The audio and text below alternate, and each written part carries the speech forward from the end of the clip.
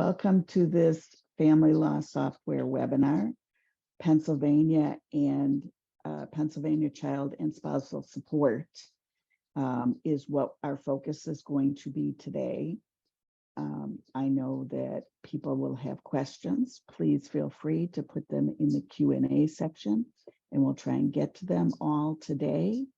And if we don't get to them during the webinar, we will get back to you after the webinar. So we're going to start in the Enter Data Child Support APL data page. And on this page, there are 3 subpages: Quick, Complete, and Graphs. The Quick page does not have all the fields that are on the Complete page. Imagine that. And it is intended for a quick down and dirty calculation, perhaps even a consultation that you're doing. You want some estimate of what support or APL would be. The Complete page is where we're going to focus today, because I am going to be showing you all the ins and outs, the little details on Pennsylvania Child and Spousal Support. We will be recording this webinar, and it will be available in a week or so on our YouTube channel. You can subscribe to our YouTube channel at the Family Law Software. That's the Family Law Software with an @ before it. Is our YouTube page, our channel, and you can subscribe and be notified when we upload new videos. Okay, so let's start with the support APL data here. And you'll see at the very beginning, we're again on the Complete page. We have our parties' names, Taylor and Blake. And if I want to change something, I got something wrong, I can go to Parties and Children, or I can take this shortcut that will take me right to the Parties and Children information. Okay, the next line you'll see is to use which guideline, because the numbers change every few years. You guys are better than we are in Illinois. You're on top of things more than we are in terms of changing the guidelines. We just changed ours in 2023 since 2017. So it looks like you do a little more updating from time to time. The next set of options that you have is the taxability of alimony. So we all know that alimony after December 31, 2018 is no longer taxable, deductible for federal, or in Pennsylvania's case, for state taxes as well. There are a few states that have decoupled from the federal system on that. New York is a big one, California. And but for Pennsylvania purposes, it's non-deductible, non-taxable, federal and state. If you are doing a calculation for modification of a previously deductible taxable alimony, you would uncheck those boxes. Okay. Now let's talk about calculating alimony Pendente, Lite, as well as the child support. So Pennsylvania has a fairly unique formula which separates out the temporary support, which is kind of a guideline-based support, versus the permanent support.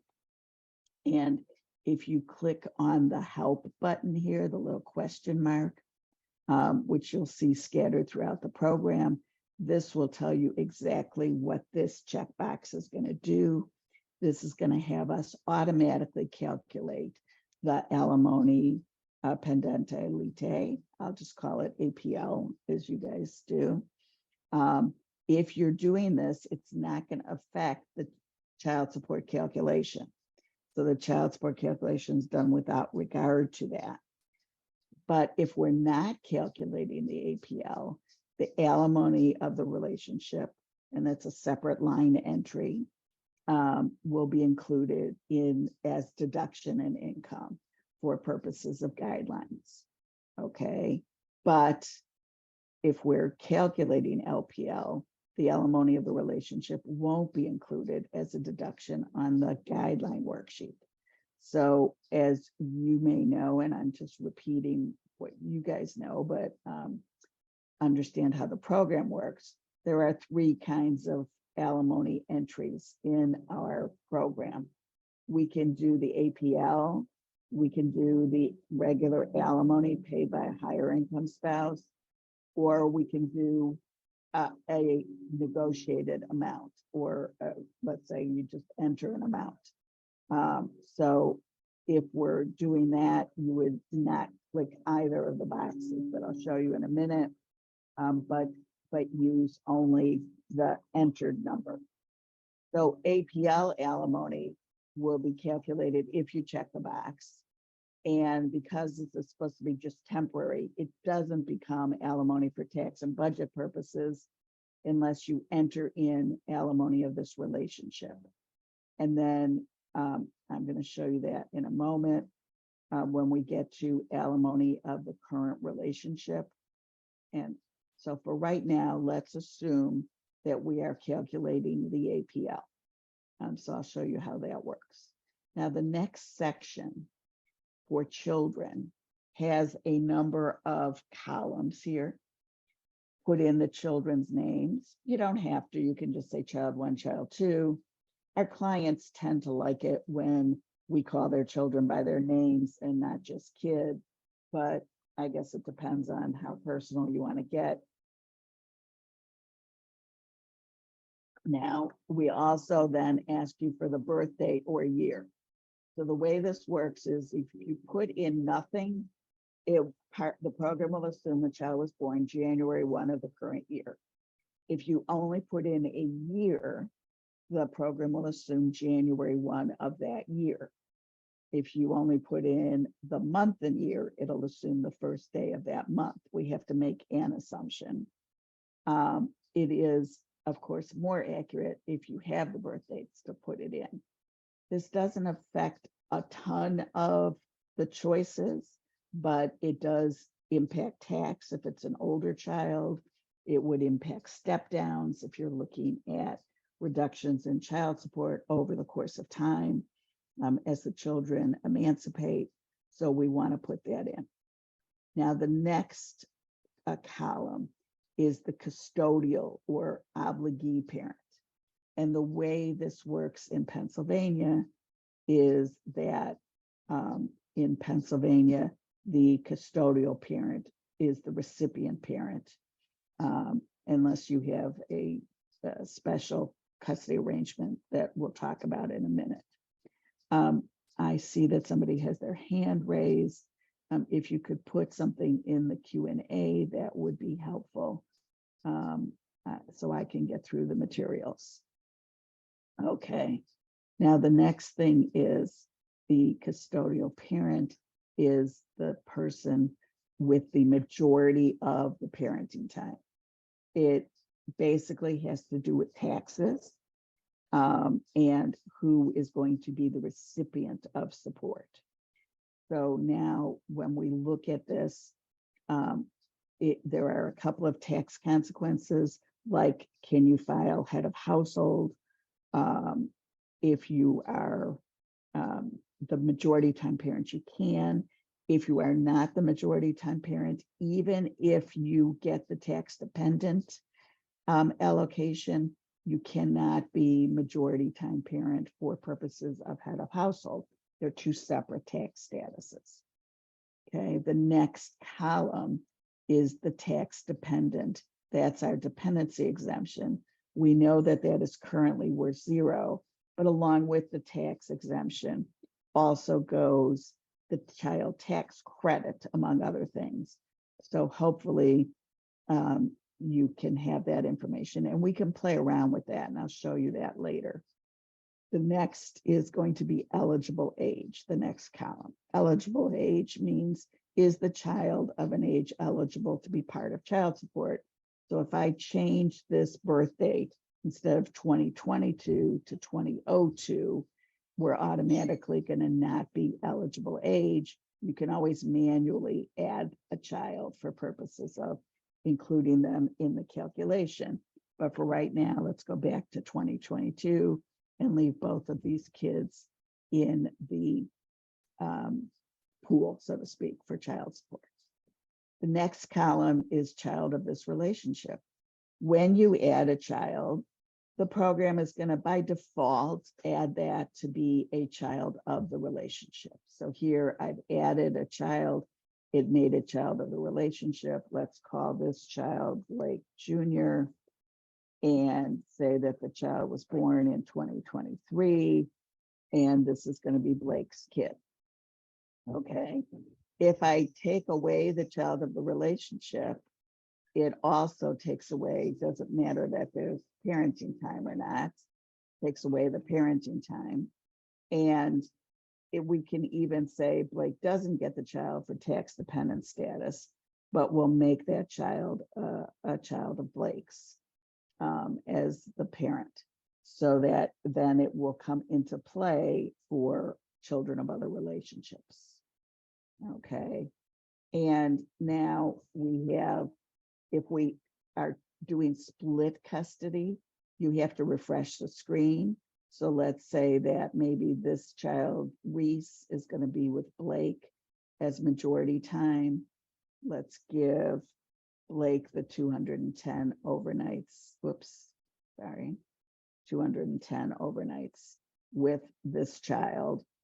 And then I want to refresh the screen. Okay. And this will allow the program to know that we've changed something substantial. So now we have what would be defined as split custody.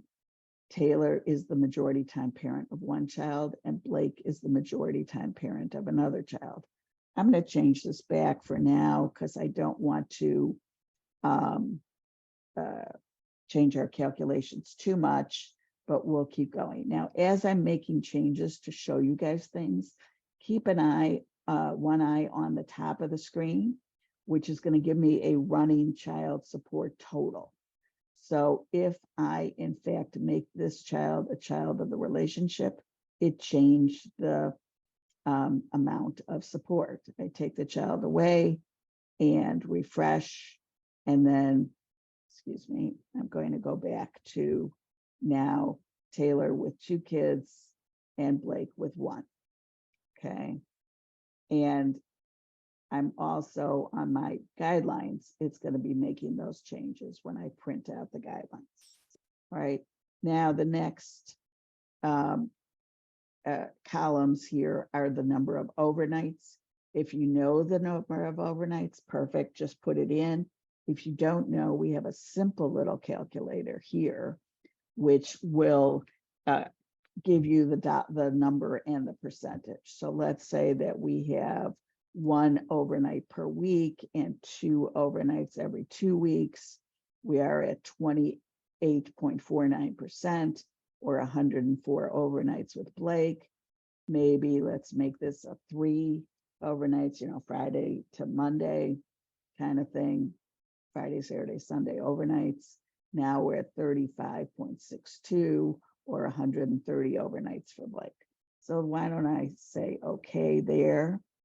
And then I can change the other child to be the same, and it'll automatically make the change on the other side of the equation, so to speak, for either parent.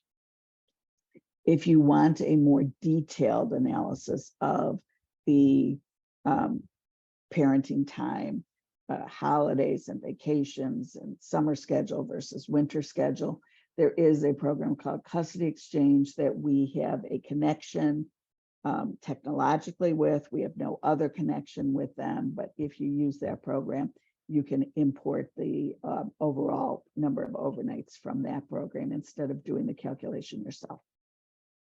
Now, we now have 2 children qualifying for child support. That's a calculated number. It does not include Blake Jr., which is going to not be a child of the relationship. And then we have a special selection just for Pennsylvania, which allows for a 50-50 parenting time overnight.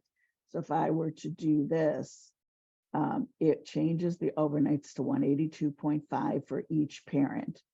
And then you must make the lower income parent the custodial parent or the support recipient to make this work, to make the calculation work. That's not just the program, but the calculation itself. And that's pursuant to the rule 1910. Okay, so let's leave it that way for right now. And let's go into the other pieces of data. Oh, one more thing, any place you are looking here, you will see the green box with the 3 dots. That is to enter more detailed information. So if I were to click on that green box for the child, this is going to give me the ability to put in more detail. I can put in a middle name. I can put in the 4 digits of their social. It comes out on the form. And then you can also do things like really specify which years the parent will claim this child as a dependent, including alternating and picking out which year it's going to be. Okay. And you can modify when the support will run until. So here we've got the child going to August of 2040. We put in an August birthday. If, for example, the child is still going to be in high school in 2040 because they missed the deadline or something, you could change that so that child support would remain in place. Okay. And then in terms of what age the child will be a tax exemption, which of course is we're 0 right now, and children over 18 have a much reduced, over 17 have a much reduced tax credit. But this would really be relevant for like the financial planners among you who are going to be looking at projections and what taxes are going to be going into the future. So let's go back to our front page. Next thing, and I'm going to go in order of these sections, but you can enter data in any order in the program. You don't have to go boom, boom, boom, boom down the row. I'm going to do it today for our purposes, just to keep me from forgetting where I was. Okay, so now we're in wages and filing status. You could have already entered this in income and expense, so the information is already there. There's many options here. You can add wages for a second employer. You can also do hourly wage. So if I click on, don't have any income for Taylor here, but if I click on use hourly wage, it's going to automatically use your state's minimum wage at a full 40 hours. If it's 30 hours, you can change that. If, let's say, this person is not making minimum wage, but is making an hourly wage for 30 hours, I can make that change as well and click in there. Now, when you're entering wages, you can click on the in the field, and these 2 little pop-ups will appear in the desktop program. They are combined into one pop-up, and I can click on the calculator field, and this will allow me to enter in the data in any way that I know it. So let's say I know that by monthly, this person makes 2040 twice a month. Now it's automatically going to calculate that number. You can even enter a year-to-date amount. If I know that year-to-date, this person has made, let's say 28,976. I'll just pick out some random numbers, and let's have that be through 7/31. And then I click tab, and it's automatically going to have calculated what that information year-to-date. It's going to annualize that amount. Okay, I'm not going to change that, and I'm going to click use hourly wage. So all of that will go away. We're back to 0 income for Taylor. And I have a reason for that. We allow you to put in local tax rate if there is a local tax rate. If you click on more info, you can find out more about that local tax rate. and put it in. We also have a place in the program where you can look up those things if you don't know them. Now, after you've put in that income, you can look at the income worksheet, which will summarize all the income that has been entered so far. So here you see we've entered already. Taylor's income is zeros, and Blake has a wage, he has bonus, he has net income from a side business, or maybe that's his K-1 income in addition to the wage.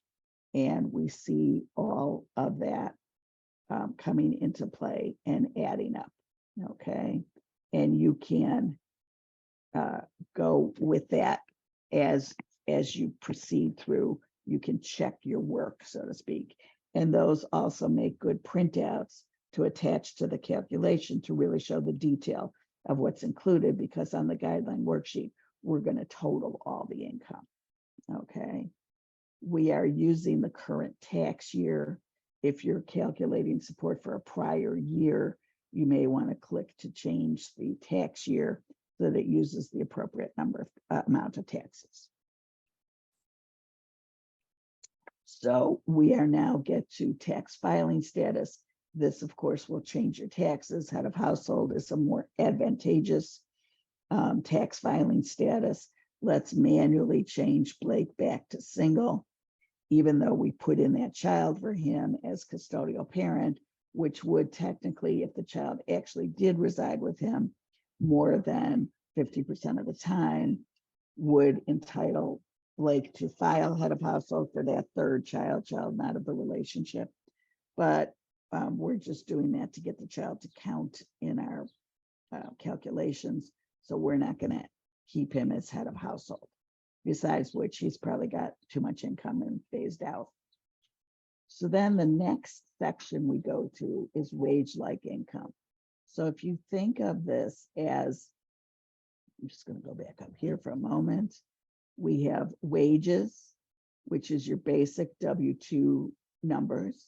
We have income from investments, pensions, etc. So this is income from assets. And in between, we have wage-like income. So this could be bonus, commission, tips, and overtime, which do show up on the W-2, but often we want to separate those out to be able to play with those numbers and look at them separately. If you're just entering a W-2 number, it would probably include all of that information. This also includes information which is not going to impact child support, but could impact budgets. And it's also going to be information that could impact taxes, such as new spouse income, that is not going to count for child support directly, but would change taxes and therefore change net income and therefore change child support. We also have a lot of blank lines. So I can say Taylor doesn't have any income, but she's getting gifts from her parents every month of $1,200 a month. And by the way, that's non-taxable. So now that's going to count for child support purposes without any tax being taken from it. And that, of course, impacts your support amount. So when I change those choices, it's going to change the support amount. And now I take it out and we're back up to $1,820 a month in child support. We have a couple of special things here. Social Security benefits received, derivative benefits received essentially by the other parent or by the parent based on their own record. So that will impact your support calculation to the extent that the law provides. We also have a couple of lines for income for estate and trust, which again would impact the guideline, but it's non-taxable. And then if you want to add any other non-taxable income, you could add it here. Okay. One thing to think about with this is if you are imputing income to a party, say a spouse who did not work during the marriage, you may in fact want to do that as taxable income so that you're only imputing the net amounts. Say the judge says, I'm going to impute 30 or 40,000 to your client, they could work. You may not want to put it in here, which is not going to tax effective, but that's an option as well. And again, another link to the income worksheet. So if I, in fact, go back in and put that $1,200 a month for non-taxable gifts, and I go back to my income worksheet that we looked at before, now we've got that $1,200 a month coming in for Taylor. That's going to impact the support amount. Okay, take that out again so we don't change our numbers too badly here. All right, the next section would be income from investments. Again, if you've already entered that in assets and liabilities, it's going to be here for you. We also have a nice little table at the top, especially for early in the case. You don't want to double enter this information, but early in the case, you may only have a tax return, the first couple of pages. You don't have any detail. You don't know that $90, or let's make that a little bigger. You don't know that this $900 is going to be from the S&P 500 index. You only know that there's taxable income, interest or dividend income. So you can put it in up here. I prefer, and I think better practice is to put it in with the asset when you get that information, because then if I change who gets that asset, I'm going to change who gets the income automatically, and it's going to automatically involve the support calculation and make the change that we're looking for. So, may not be a big change, depends on how much the income is. So you can use this little table, especially early in the case, but I recommend putting in the actual assets and the cash flow from them so that you can make it work better as you move forward in the program. Next section in our support calculation is deductions. Again, we give you an opportunity here to change the tax year if you need to. And we put in the tax filing status again here. Now in Pennsylvania, of course, you have two tax calculation methods. You're going to use sort of the actual or the worksheet from the state, the child support worksheet table. And this calculation method is going to be the default, but you can change it to the actual when you are looking at the calculations. And if for some reason you just are looking, let's say at alimony, and you just want to look at gross income, you can say no tax, and then it's just going to look at gross income. You wouldn't do that for child support, but you could do that for alimony under certain circumstances, right?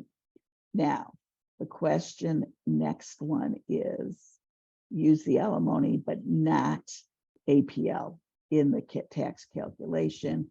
If you're using the APL, you would not use this box, but if you are, you could check that box. And then here at number 4 is your mandatory or non-voluntary retirement payments. If we click on the question mark, it will explain that this number carries to the deductions worksheet, then to the guideline worksheet. This is not typical except for employees of, let's say, government entities that are not paying in FICA, okay? Union dues, you would put in here. That is a deduction for child support purposes. Child support paid on prior relationships.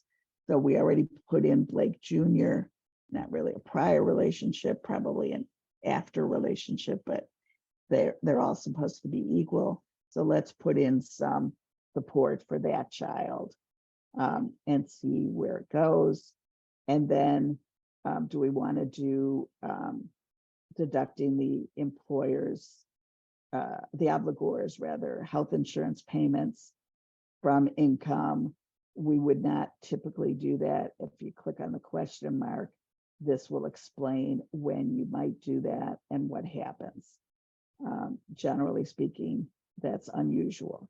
So now, just as we looked at a total income worksheet, we can now look at a total deductions worksheet.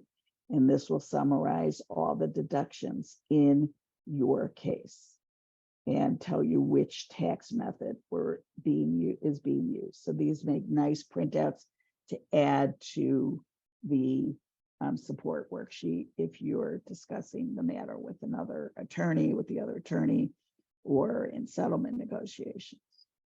Now let's look at adjustments to income for child support purposes.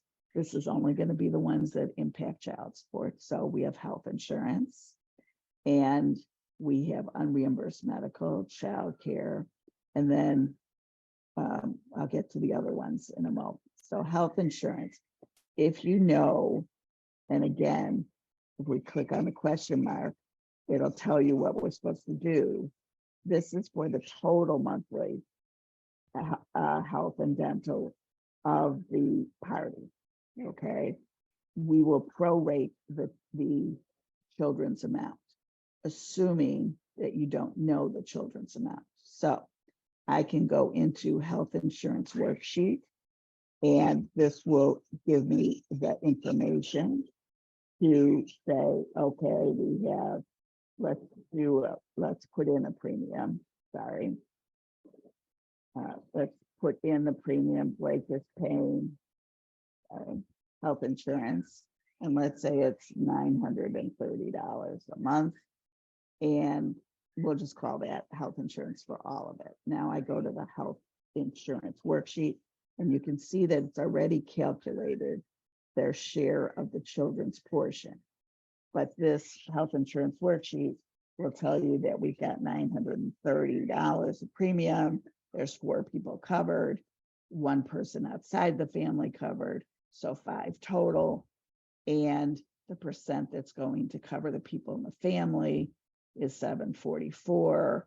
And then we divide that between the parties based on their share of combined net income.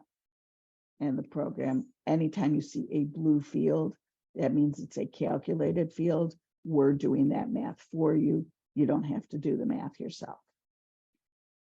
Unreimbursed medical expenses, again, we have a link to a worksheet. You can put in each of the parties and their children and what their expenses are. And again, the program will automatically allocate it between the parties. Child care expenses per month. Let's say in this case, Taylor is doing paying the child care, and we'll say that that is $1,200 per month. And then if I go to the child care worksheet, it will then entitle me to, it'll automatically, do the math to figure out what needs to be added to support for that add-on for childcare. And it'll automatically do that for me. We do the math, you just enter in the information. Next is mortgage interest and property taxes. Again, if you've already entered it in assets and liabilities, when I click on worksheet, that information is already going to be there. If it's not there, you can put it in, okay? And it'll automatically add that information. So if I put in the real estate taxes, I don't know, $12,000 a year, it's going to automatically allocate those to the parties, and the interest deduction for purposes of taxes is already calculated. You can always override it or change the interest rate to change the amount, but that's what is going to happen. And then the last couple of ones, there's a tuition camp adjustment. Again, mortgage adjustment, there's a worksheet. If I want to adjust what is automatically coming out for the mortgage, I can say, okay, is Blake living in the marital home, and are the costs being paid by Blake? And then I can say, yeah, 100% of the cost is being paid by Blake. So we're going to take that out of our calculation. Okay, and the next one, tuition camp adjustment, works similarly. You can put in the information and who's paying, and then there will be an addition or subtraction for the camp tuitions. Okay, and now the last one here is the multifamily adjustment. We can put in, so the original thing, we have Blake Jr. and that's one child. There's no other, and there's $500 of support that was ordered. So it'll now calculate that amount, and we're going to use the actual support order. If I didn't have a support order in there, then it could calculate the amount of support once I put in the information. So I'm going to count this for multiple family, and it's going to automatically carry forward that presumptive amount into our calculation. We have room for 3 additional family people, and then I can view that calculation like I just did. All right. So now I'm going to go, we're done with adjustments, and I can go to the total adjustments worksheet, just like we had an income worksheet and a deductions worksheet. Here is our adjustments worksheet. So now you can see that we've adjusted for all kinds of other expenses and changed the amount of support. It's gone up because we've added in all of this other stuff. Okay. Now, the next section on our support pages is alimony of the current relationship. Okay. So if you were paying alimony on a prior relationship, that was in the deduction section. But now we're in the current relationship. So there's 2 things that are important. Alimony, Pendente, Lite, the APL, is the checkbox, but it's not going to impact alimony of the current relationship. This is not a calculated field. This is a data entry field. So you want to put that in, or if there's no alimony of the current relationship, we only want the APL, we can take out the alimony of the current relationship. And then, do we want to exclude alimony of the current relationship from the recipient's guideline income? We would only do that if we were not doing the APL, okay? Otherwise, that box doesn't apply. So I can uncheck this box and check exclude alimony of the current relationship, and we've changed child support, okay? But those 2 boxes are separate. So we'll talk in a moment about different ways to calculate alimony. We have a lot of great tools in the program, and some of them we're going to find here. But now let's do alimony paid by the higher income custodial parent if you're doing a pre-2019 calculation, and there was a worksheet for that as well. Okay. Now, the alimony worksheet here is only the pre-2019 one. So now we get to our last 2 sections. And remember, we have no alimony in here right now. Child support to use.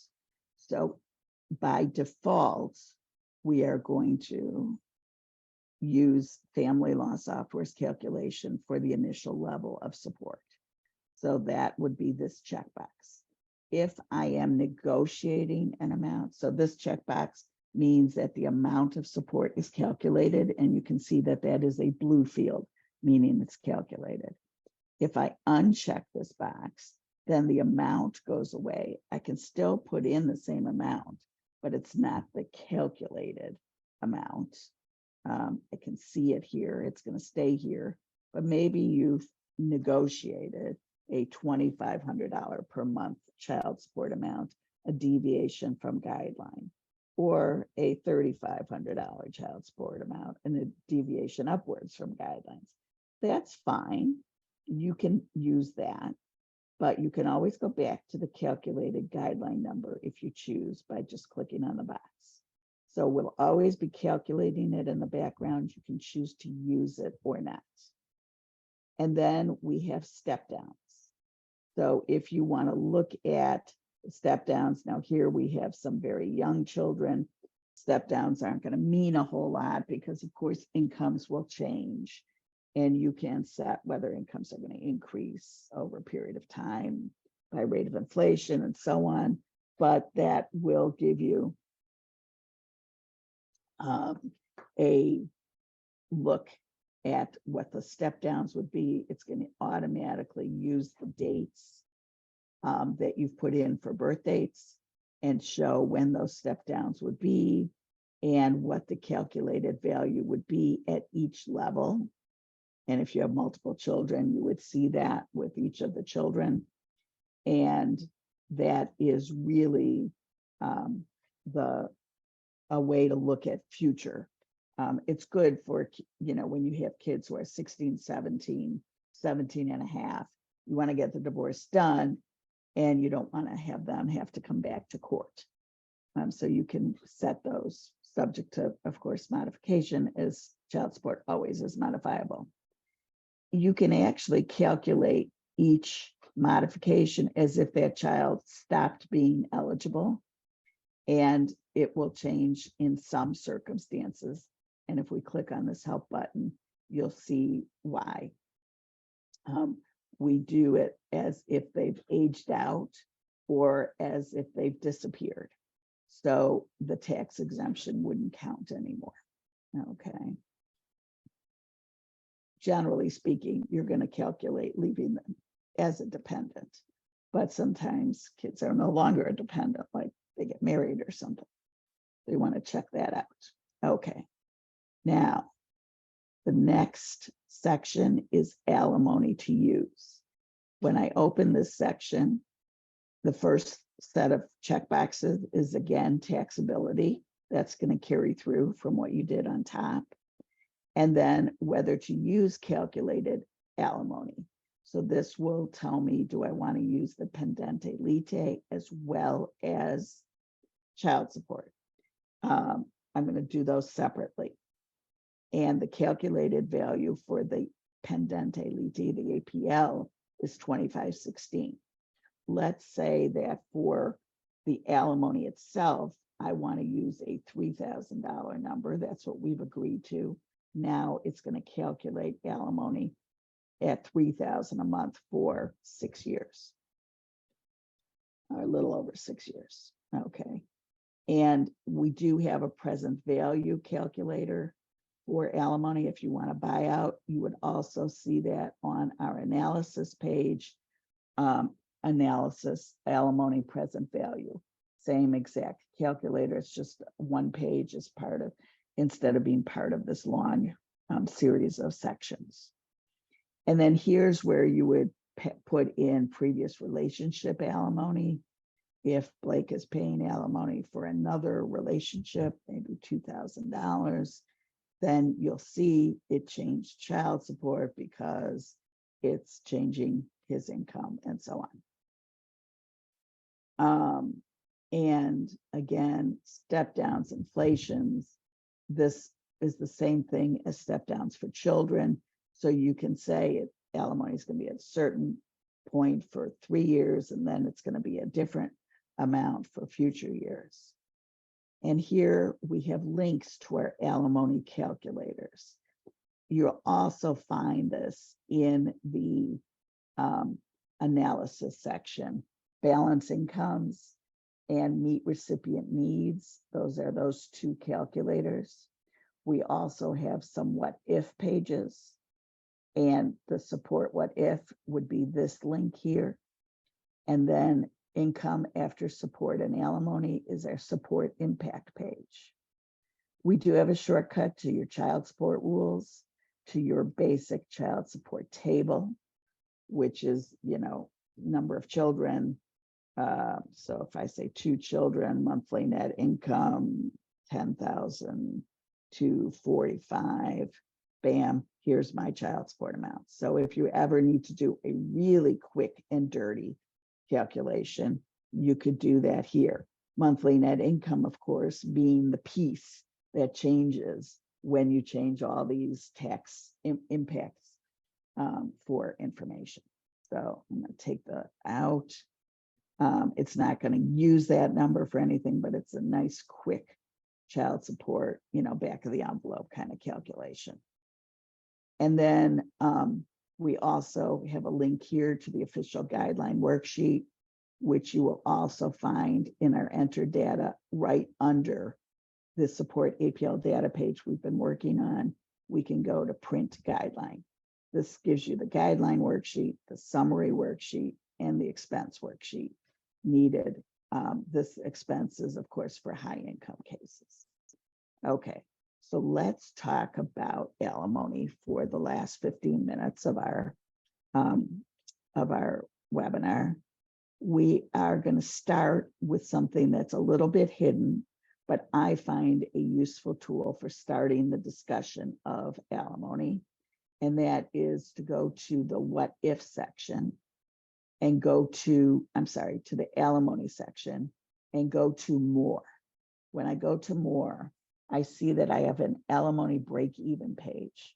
When I click on that, it's going to tell me the exact amount Taylor needs to break even, meaning that her income, including the alimony, would exactly cover all expenses and taxes. So obviously there's some rounding here, but we go down to the bottom of this page, you will see our little short detail report and see that Taylor ends up at 0. She starts with 0 income. We then add child support and maintenance, so that's her income.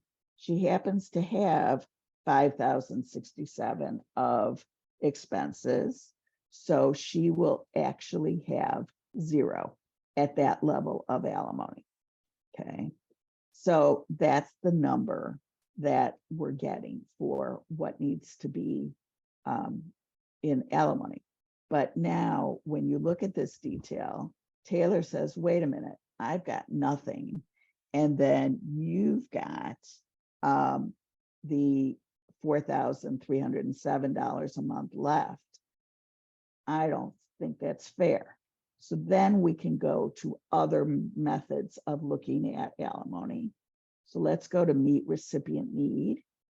This one will allow you to put in the desired after-tax income to Taylor and tell you how much alimony she will need to get to that point. And you can do side-by-side columns. You will see the short detail here under details. You will be able to see an expanded report. For those of you old enough to remember FinPlan, it's sort of based on that FinPlan looking report. And then also you will notice at the bottom here, we have options. So options will allow us to say, what do we want to do? Let's keep child support in sync with alimony or not. We can calculate to meet taxes and living expenses or just the taxes to achieve the target. And obviously, since alimony is not taxable, it's not going to change anything for Taylor if she doesn't have any other income, but taxes would be used on her income. And then there's some other options here as well. And you can decide if you want it annual, monthly, or weekly. Okay. Now our next section here is what is going to be the actual alimony. And you will see this link also on the balance incomes page, which takes you right to what we were looking at before in the alimony of this relationship section of the APL, of the support APL data. And that is going to allow you to put in the number that you've settled on, whatever that might be. Now, I find that meeting recipient need often isn't the lodestar when you have a situation where we already know what she needs to break even. We've got that little one-click report. So let's look now at balancing incomes. What's going to be fair? And so here I can put in the desired after-tax income to each party. I can show side-by-side columns and put in different levels of support, and it will tell me what I need to get there. And I can see that, let's do 45%, 50%, 50-50 on after-tax income to them, gives them each 54.23 after taxes. We haven't included all the expenses in that, but this is going to be 50-50. I again could go down to the bottom, set an option to include expenses if I chose. Sometimes expenses are a little more inflammatory for people. So if we're just looking at income, we may not want to use the expenses as well.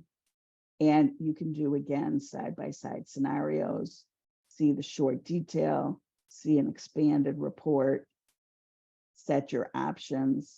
And again, once you decide on the number, you can go put in that number in alimony of the current relationship. We have one other option, which is to go to the other what if, where you can look at child support and alimony. And when you put that in, you can see what the breakdown is. So right now, these two columns are the same. I haven't changed anything, but here I preset this to say alimony at $2,000, maintenance at $2,000. And now with the same, everything else being the same, here's what that would look like. Do I like that? Maybe I want to put in another column and say, let's call this, maintenance at $3,000. Okay. And now I've got maintenance at $3,000. And here we go. Now we're at a 55-45 in Taylor's favor. Maybe that is not going to work for Blake. Maybe it is. Guess it depends. And then to bring us full circle to end this webinar, I'm going to show you the what if page. This is primarily for child support. It's going to automatically include Pendente Lite if you chose to include it in the page, but not in the calculation of guidelines. And here I've pre-changed some scenarios with different income amounts, but you could do different overnights. You could do different custody, tax exemption amounts. You could do different incomes. You can do different health insurance and childcare expenses here as well. And you would see the results at the top. You can label each scenario so that you remember what it is. And then this is a really cool feature, which also works in our property division scenarios page, which is I can say, okay, I've made 6 different changes to the support calculation and looked at all kinds of options, and I like scenario 3. So I'm going to swap the actual, which is what's going to show in the data in the program and on your guideline worksheet, with scenario 3. So the scenarios will stay put, but they won't be used as the data in the program unless you swap them. So instead of having to go back in and make that half a dozen changes again in the actual data, I can just swap scenario actual for scenario 3, click OK, and it's going to literally flip those 2 columns. So now this is the actual, and that is what's going to show on my print guideline. So our support is 2730. When I go to the support, to the guideline worksheet, you will see that the support is going to be 2730. Magic. And you don't have to keep typing in the same things or changing the data. It'll just automatically put all of that data in the actual, flip the other one to the column that it was, so you could always change back if you want to or need to. Okay, I'm going to just check the Q&As and see that oh, look at that.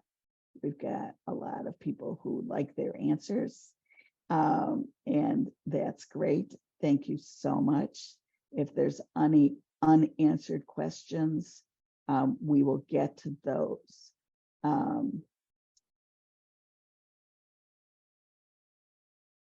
Those options. And we've got some last minute ones, checking or unchecking the box for current relationship and alimony and APL.